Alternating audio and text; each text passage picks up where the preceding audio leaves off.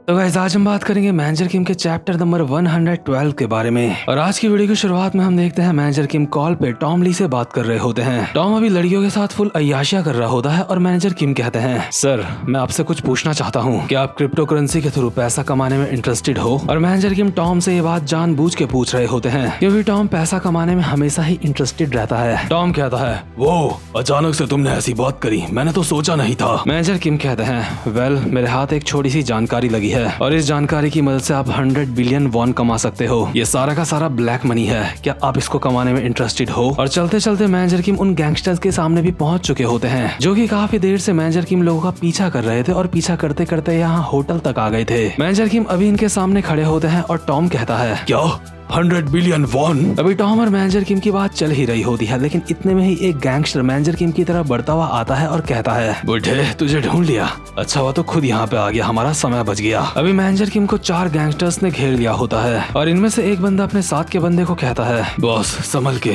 भले ही दिखने में ये एक बूढ़ा है लेकिन ये बहुत ज्यादा ताकतवर है। इन चारों का जो लीडर होता है वो कहता है, क्या बहुत ज्यादा ताकतवर? और ये क्या इस बुढ़े को टाइक्वांडो आता है या फिर कुछ और आता है इसे? लेकिन ये अकेला नहीं है जिसको मार्शल आर्ट आता है, मुझे भी। बड़ी इस बंदे के इतना कहते ही मैनेजर किम एक हाथ से इसकी गर्दन 360 डिग्री के एंगल में मोड़ देते हैं। इस बंदे की अभी हड्डियां चटकने की आवाजें आ चुकी होती हैं, लेकिन मैनेजर किम अब भी टॉम से कॉल पे बात कर रहे होते हैं और अपने एक ही हाथ से इन सबको मार रहे होते हैं। ये फाइट के दौरान टॉम मैनेजर किम को बोल रहा होता है, जो काम तुम करने के लिए बोल रहे हो क्या वो सुरक्षित है? उससे हमें कोई नुकसान तो नहीं पहुँचेगा, है ना? मैनेजर किम कहते हैं, हाँ मुझे यकीन है वो ब्लैक मनी हासिल करने में ज्यादा दिक्कत नहीं होगी। तो बताओ सर, क्या मुझे ये काम करना चाहिए या फिर नहीं? अभी हम यहाँ पे बहुत सारे पैसे की बात कर रहे हैं, इसलिए ढंग से सोचना। और मैनेजर किम को अच्छी तरह से पता होता है कि टॉम ली जैसा लालची बंदा इस ऑफर को कभी भी ठुकरा ही नहीं सकता। साथ साथ में मैनेजर किम इन बंदों को कॉल पे बात करते करते मार भी रहे होते हैं। मैनेजर किम इन सबको ऐसे मार रहे होते हैं जैसे मैनेजर किम के बेटे होंगे और एग्जाम में फेल हो चुके होंगे। और साथ ही साथ में टॉम भी कॉल पे बोल रहा होता है, ठीक है किम, देखते हैं तुम क्या कर सकते हो। मैनेजर किम कहते हैं, ठीक है सर, समझ गया।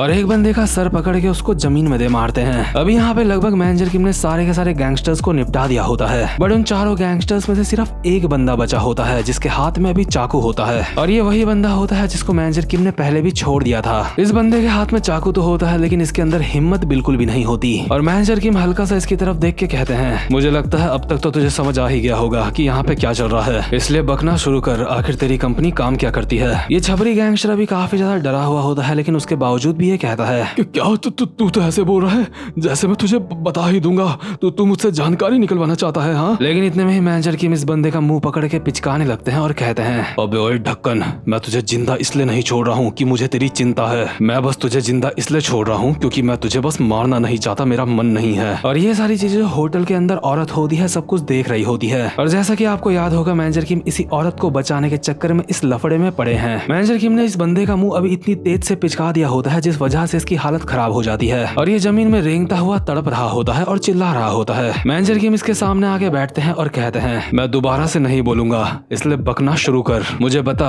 आखिर तेरी कंपनी से वो क्रिप्टो करेंसी मैं कैसे हासिल कर सकता हूँ। जहाँ मैनेजर किम ने इस बंदे की हालत खराब कर दी होती है, वहीं हम देखते हैं एक दूसरा सीन जहाँ पे एक लड़की माइक में कुछ बोल रही होती है और उसके सामने काफी सारे वीआईपीज बैठे हुए होते हैं। ये लड़की माइक में कहती है, गोल्डन डोर कंपनी के वीआईपीज आप सबका स्वागत है, मेरा नाम है जियोंग यून और मैं प्रमोशन टीम से हूँ। मुझे पूरा यकीन है आपने पहले क्वाइंस और ब्लॉकचेन के बारे में तो सुना ही होगा और मुझे लगता है वो सारी की सारी चीजें समझना काफी ज्यादा मुश्किल है ना? इसलिए आसान शब्दों में कहती हूँ, मैं जानती हूँ कि आपके पास पैसा है और आप उसको इन्वेस्ट करना चाहते हो, लेकिन आपको नहीं पता कि आपको अपना पैसा कहाँ पे इन्वेस्ट करना चाहिए और इन्वेस्ट करने के बाद आपके पैसे के साथ क्या होगा आपको कुछ भी नहीं पता, है ना? लेकिन मैं आपको बताना चाहती हूँ कि आपको वो सारी की सारी चिंताएं हमारे ऊपर छोड़ देनी चाहिए, क्योंकि हम आपको गाइड करेंगे कि आपको अपने पैसे कैसे इन्वेस्ट करने हैं। इसलिए हम जो आपको गाइडेंस देंगे आपको उसको फॉलो करना होगा। और अब मैं आपको मिलाती हूँ हमारे सीईओ से, जिनका नाम है मिनयूक किम। और यार ये मिनयूक किम वही गैंगस्टर होता है जिसको हमने पहले देखा था, यानी कि जिसके घर पे वो औरत सफाई का काम करने के लिए गई थी। मिनयूक अभी माइक के आगे बोलना शुरू कर देता है और ये जो मिनयूक की स्पीच होती है अभी लाइव चल रही होती है और यही सेम स्पीच भी मैनेजर किम अपनी कार में बैठ के देख रहे होते हैं। और मैनेजर किम के साथ वो बंदा भी होता है जिसको मैनेजर किम ने जिंदा छोड़ दिया था। ये जो छपरी बंदा होता है मैनेजर किम को कहता है, तो अब आपको समझ आ गया, हमारी कंपनी वीआईपीज के साथ मिलकर काम करती है और उनसे पैसा कमाती है। हमारी कंपनी स्टॉक्स के प्राइस के साथ छेड़छाड़ करती है। जैसे ही क्रिप्टो करेंसी के प्राइस बढ़ जाते हैं हम उनको वीआईपीज को बेच देते हैं और हम बार बार वीआईपीज को बेवकूफ बना के ये काम करते रहते हैं। अभी ये छपरी डिटेल में मैनेजर किम को काफी कुछ बता रहा होता है, लेकिन मैनेजर किम कहते हैं, बकवास बंद कर, कंपनी के इंट्रोडक्शन के लिए मेरे लिए इतना काफी है। मुझे बस इतना बता, तेरी कंपनी के अंदर जितना भी पैसा है वो सारा का सारा मेरा कैसे हो सकता है। छपरी कहता है, ये मुमकिन नहीं है, क्योंकि जितना भी वो पैसा है ब्लॉकचेन टेक्नोलॉजी की वजह से वो काफी ज्यादा सुरक्षित है और साथ में उस पैसे को निकालने के लिए आपको पासवर्ड की जरूरत पड़ेगी। और बस इतना ही नहीं, हमारी कंपनी को 4 सीईओज मिलके चलाते हैं और इसका मतलब है हमारी कंपनी के 4 पासवर्ड हैं जो कि आपको चाहिए होंगे। और जो 4 सीईओज होते हैं उनमें से एक होता है मिन्यूक किम। अभी छपरी मैनेजर किम को बता रहा होता है, चारों के चारों सीईओज महीने में एक बार आपस में मिलते हैं और मीटिंग करते हैं। मैनेजर किम कहता है, क्या वो लोग मीटिंग करते हैं? छपरी कहता है, हाँ, वो चारों के चारों एक होटल में आपस में मिलते हैं और जितना भी कंपनी का पैसा होता है वो इसका हिसाब किताब चेक करते हैं। वहीं दूसरे सीन में हम देखते हैं जो मिन्यूक होता है मीटिंग के लिए पहुंच चुका होता है, यानी कि इनकी मीटिंग भी इसी समय बस होने ही वाली होती है। मिन्यूक जैसे ही मीटिंग वाली जगह पे पहुंचता है तो सारे के सारे जितने भी लोग अगल बगल होते हैं वो उसके सामने सर झुका देते हैं और कहते हैं, वेलकम सर, वेलकम, आपका स्वागत है। मैनेजर किम कहते हैं, आखिर वो मीटिंग रखते कहाँ पे हैं? और यार वैसे मुझे लग रहा था कि वो लोग एक होटल में मीटिंग रखते होंगे, लेकिन ऐसा नहीं होता। छपरी मैनेजर किम को बताता है, वो लोग उस मीटिंग को कोरिया की सबसे ज्यादा महंगी जगह पे रखते हैं जिसका नाम है golden door holding paint house. और कोरिया में ये जो बिल्डिंग होती है सबसे ज्यादा ऊंची बिल्डिंग में से एक होती है और हम स्क्रीन में भी देख सकते हैं कि इसके बराबर की कोई भी बिल्डिंग हमें नजर नहीं आ रही है। और इसी बिल्डिंग के एक प्राइवेट फ्लोर में उस मीटिंग को रखा जाता है। तो खैर जैसे ही हम देखते हैं मिन्यूक यहाँ मीटिंग के लिए पहुंचता है, इतने में ही एक बंदा मिन्यूक को कहता है, वेल ये तो चौथा सीईओ है ना जो कुछ समय पहले किसी लफड़े में फंस गया था। लगता है ये सिर्फ बातें ही बड़ी बड़ी करता है लेकिन इसको लड़कियों को संभालना नहीं आता।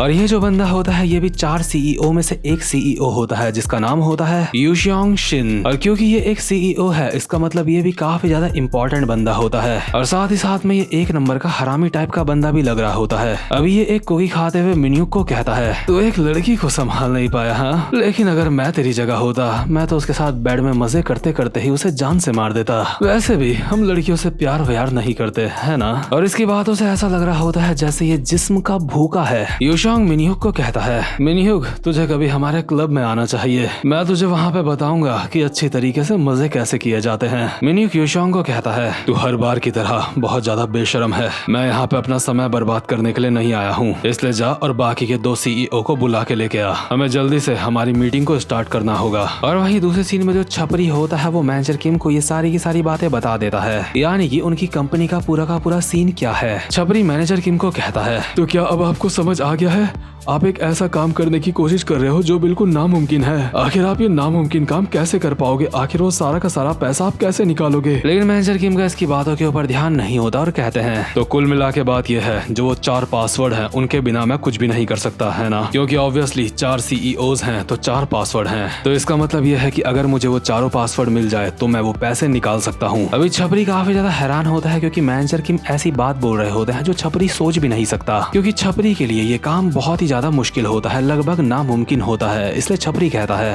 हाँ लगता तो है। मैनेजर किम कहता है, ठीक है तो सब कुछ सेट हो चुका है, कार को ड्राइव करके उस जगह पे ले जा जहाँ पे मैं उन सीईओ से मिल सकूं, मुझे ऐसे बंदे के पास लेके चल जो मुझे पासवर्ड के बारे में बता सकता है। वहीं हम देखते हैं जो मिन्यूक होता है मीटिंग करके बिल्डिंग से बाहर आ रहा होता है और मिन्यूक के साथ के चेले मिन्यूक को कहते हैं, सर आपका सफर सुखमय हो। और जैसे ही मिन्यूक अपनी कार में बैठने वाला होता है इतने में ही यहाँ पे आ जाता है स्वैन ली, यानी कि मिन्यूक की कंपनी का टीम लीडर। मिन्यूक स्वैन की तरफ देखता भी नहीं और कहता है, हेलो टीम लीडर, कैसे हो? स्वैन ली कहता है, सर आपकी मीटिंग कैसी रही? कहीं कोई परेशानी तो नहीं हुई? सब कुछ सही तो है ना? मिन्यूक कहता है, मीटिंग वैसी ही थी जैसे हमेशा रहती है। फर्स्ट सीईओ हर बार की तरह बदतमीजी कर रहा था और सेकंड सीईओ को अपने ऊपर कुछ ज्यादा ही विश्वास है। साथ में जो तीसरा सीईओ है उसे किसी के भी ऊपर यकीन नहीं है। मीटिंग हर बार की तरह बेकार थी जैसा कि हमेशा रहती है। शॉन ली कहता है, अच्छा तो ऐसी बात है, मुझे आपको सर कुछ रिपोर्ट करना था। मिन्यूक अभी कार के अंदर बैठ चुका होता है और कहता है, या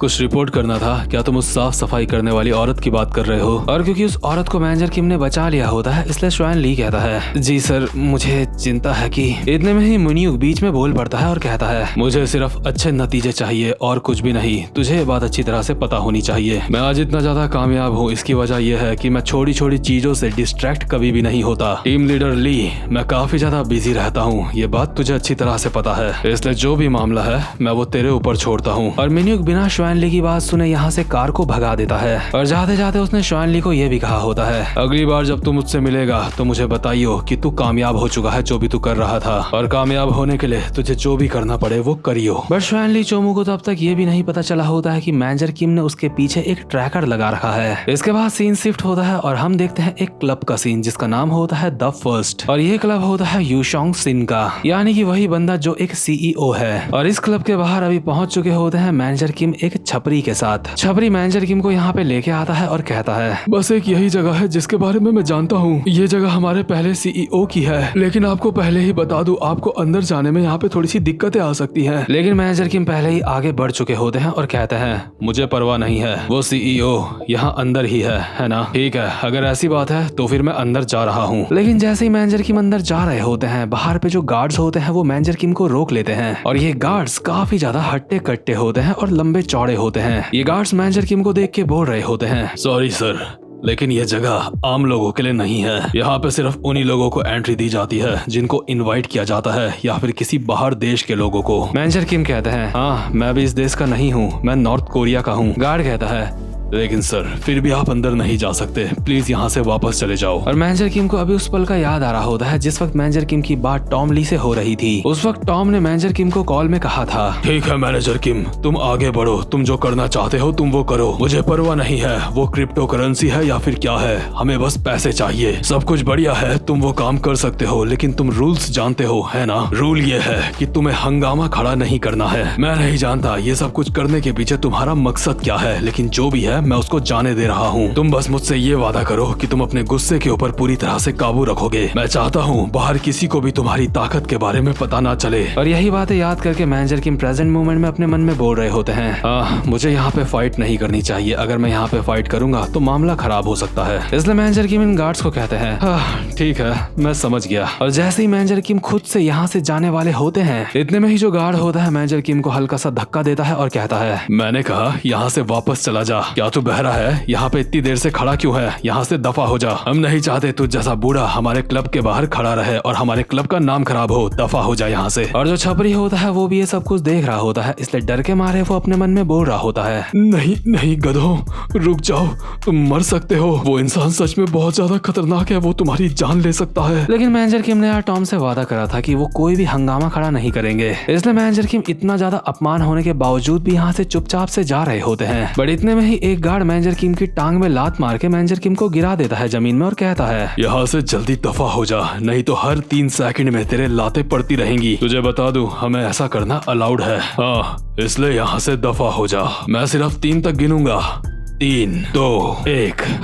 जैसा कि ये बुढ़ा नहीं माना और ये गार्ड अपनी घड़ी निकालने लगता है मैनेजर किम को मारने के लिए और कहता है, मुझे पता है मुझे मेरे गुस्से को काबू करना चाहिए, लेकिन आज मुझे कोई रोकेगा नहीं, मैं इस बुढ़े को बहुत ज्यादा मारने वाला हूँ। और ये गार्ड मैनेजर किम के मुंह पे एक खतरनाक सा मुक्का मारता है और कहता है, देख तूने मुझे क्या करने पे मजबूर कर दिया। इसके बाद हमें मैनेजर किम की दोबारा से एक पुरानी मेमोरी दिखाई जाती है जिस वक्त वो टॉम ली से बात कर रहे थे। टॉम मैनेजर किम को बोल रहा होता है, तुम अच्छी तरह से समझ गए ना मैंने तुम्हें क्या करने के लिए कहा है? मैनेजर किम कहते हैं, जी सर मैं अच्छी तरह से समझ चुका हूँ, लेकिन अगर अपनी ताकत को छुपाने में मुझे किसी इंसान की वजह से परेशानी हो रही हो तो मुझे क्या करना चाहिए? क्या मुझे फिर भी चुपचाप से रहना चाहिए? सर मैं आपकी चिंता अच्छी तरह से समझता हूँ, लेकिन अगर जिनके साथ मेरी फाइट होगी अगर वो जिंदा ही ना रहे तो हमें चिंता करने की कोई जरूरत नहीं है, इसलिए आप बिल्कुल भी चिंता मत करो, मैं बहुत ही सीरियसली इस मिशन को कर रहा हूँ। और हम देखते हैं जैसे ही गार्ड ने मैनेजर किम को मुक्का मारा होता है, मैनेजर किम ने अपनी उंगलियों से उस मुक्के को रोक लिया होता है और गार्ड का मुक्का सिर्फ और सिर्फ उंगलियों से रुक गया होता है। इसलिए ये दोनों के दोनों गार्ड बहुत ज्यादा हैरान होते हैं और कहते हैं, क्या आखिर ये क्या है? तू क्या कोई रिटायर्ड गैंगस्टर है या फिर कोई और? लगता है इस बुढ़े को अच्छे से सबक सिखाना पड़ेगा। बट यार इन बावड़ों को कौन समझाए कि ये बुढ़ा वो है जिसने एक देश के प्रेसिडेंट को किडनैप कर लिया था। तो गाइस इसी के साथ ये वाला चैप्टर यहीं पे खत्म होता है। उम्मीद करता हूँ कि आपको आज की वीडियो भी अच्छी लगी हो और चैनल को सब्सक्राइब और वीडियो को लाइक करना बिल्कुल भी मत भूलना। मैं अब मिलूंगा आपसे अपनी नेक्स्ट वीडियो में, तब तक के लिए गुड बाय।